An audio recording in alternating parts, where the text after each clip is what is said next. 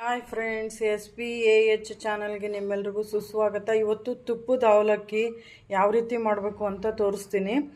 ಇದಕ್ಕೆ ಬೇಕಾಗಿರುವಂತಹ ಸಾಮಗ್ರಿ ಅಂದರೆ ಕರಿಬೇವು, ಹಸಿಮೆಣಸಿನ್ಕಾಯಿ, ಈರುಳ್ಳಿ, ಪೇಪರ್ ಅವಲಕ್ಕಿ ಮತ್ತು ತುಪ್ಪ ಒಂದು ಸ್ವಲ್ಪ ಬೇಕು. 1-2 ಸ್ಪೂನಷ್ಟು ತುಪ್ಪ ಬೇಕು. ಯಾವ ರೀತಿ ಮಾಡೋದು ಅಂತ ಈಗ ತೋರಿಸ್ತೀನಿ. ಫಸ್ಟು ಒಲೆ ಹಚ್ಚಿಸ್ಕೊಳ್ಳೋಣ. ಬಾಣಲಿ ಇಟ್ಟಿದ್ದೀನಿ. ಇದಕ್ಕೆ ತುಪ್ಪನ 1-2 ಸ್ಪೂನ್ ಆಗೋವಷ್ಟು ಹಾಕ್ತೀನಿ. 1 ಸ್ಪೂನು, 2 ಸ್ಪೂನು. ಇದು ತುಪ್ಪ ಕೆಂಪಗಿದೆ ಅಂದರೆ ಖಾರ ಪುಡಿ ಹಾಕ್ತೀವಿ ನಾವು ಇದಕ್ಕೆ, ಹಂಗಾಗಿ ತುಪ್ಪ ಕೆಂಪಗಿದೆ.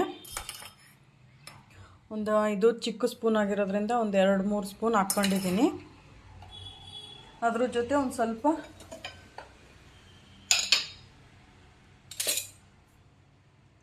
ಎಣ್ಣೆ, 1-2 ಸ್ಪೂನ್ ಆಗೋವಷ್ಟು ಎಣ್ಣೆ ಹಾಕ್ಕೊಳ್ತೀನಿ. ತುಪ್ಪದ ಜೊತೆಗೆ 2 ಸ್ಪೂನ್ ಆಗೋವಷ್ಟು ಎಣ್ಣೆ ಹಾಕ್ಕೊಂಡಿದ್ದೀನಿ. ಇದು ಒಂದು ಸ್ವಲ್ಪ ಕಾಯಲಿ.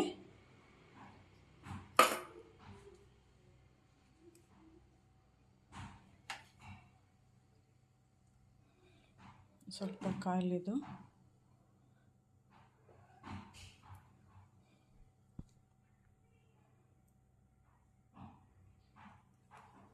ಕಾದಾದ ನಂತರ ಇದಕ್ಕೆ ಸಾಸಿವೆ, ಜೀರಿಗೆ ಏನೂ ಹಾಕೋದು ಬೇಡ.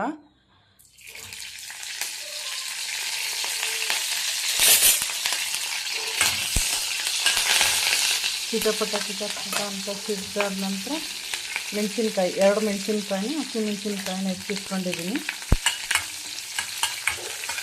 ಇದೊಂದು ಸ್ವಲ್ಪ ಇದಾಗಿ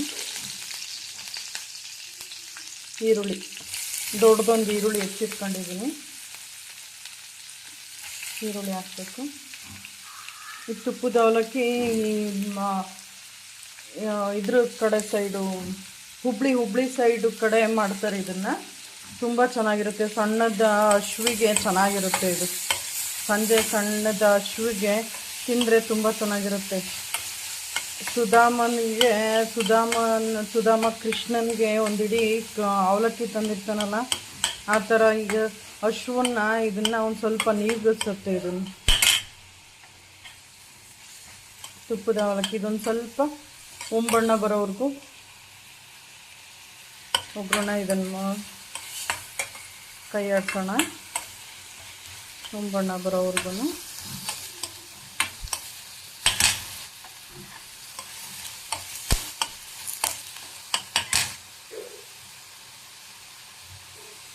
ಇದಕ್ಕೆ 10 ಸ್ಪೂನು ಉಪ್ಪು ಹಾಕ್ಕೊಳ್ತೀನಿ. ನಂತರ ಆಮೇಲೆ ಕೈ ಆಡ್ಬೇಕಾದ್ರೆ ಒಂದು ಸ್ವಲ್ಪ ಹಾಕ್ತೀನಿ. ಸಾಕು, ಇಷ್ಟು ಒಂಬಣ್ಣ ಬರೋವರೆಗೂ ಮಾಡ್ಕೊಂಡ್ರೆ ಸಾಕು. ಅದು ಕ್ರಂಚಿ ಆಗಿರ್ಬೇಕು. ಇದು ಇಷ್ಟ ಆದರೆ ಸಾಕು.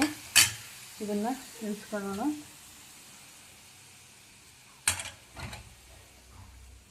ಒಂದು ಸ್ವಲ್ಪ ಸಕ್ಕರೆ ಹಾಕೋಣ.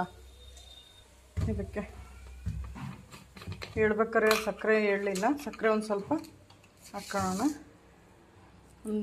ಒಂದು ಸ್ಪೂನಷ್ಟು ಸಕ್ಕರೆ ಹಾಕ್ಕೊಳ್ತೀನಿ. ಸಕ್ಕರೆ ಹಾಕ್ಕೊಂಡ್ಬಿಟ್ಟು ಅವಲಕ್ಕಿ ಇರುತ್ತಲ್ಲ, ಒಣ ಅವಲಕ್ಕಿನ ನೀರು ಚಿಮ್ಸ್ಕೊಂಬಿಟ್ಟು ಕೈ ಆಡ್ಕೊಳ್ಬೇಕು. ಇದಕ್ಕೆ ನಿಂಬೆ ಹುಳಿ, ಲಾಸ್ಟಲ್ಲಿ ನಿಂಬೆ ಹುಳಿ ಹಾಕ್ಕೊಳ್ಬೇಕು, ಮತ್ತು ಕಾಯಿ ತುರಿ.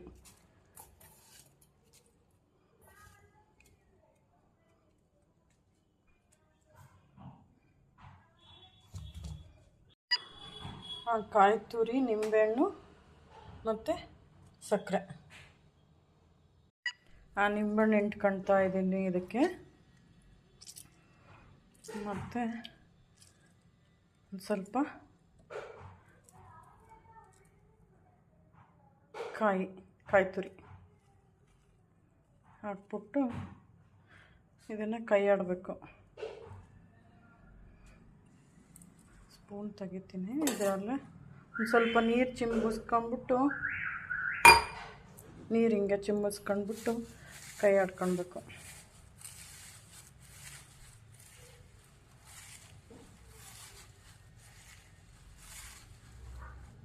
ಒಂದು ಸ್ವಲ್ಪ ಉಪ್ಪು ಹಾಕಿದ್ದೀನಿ.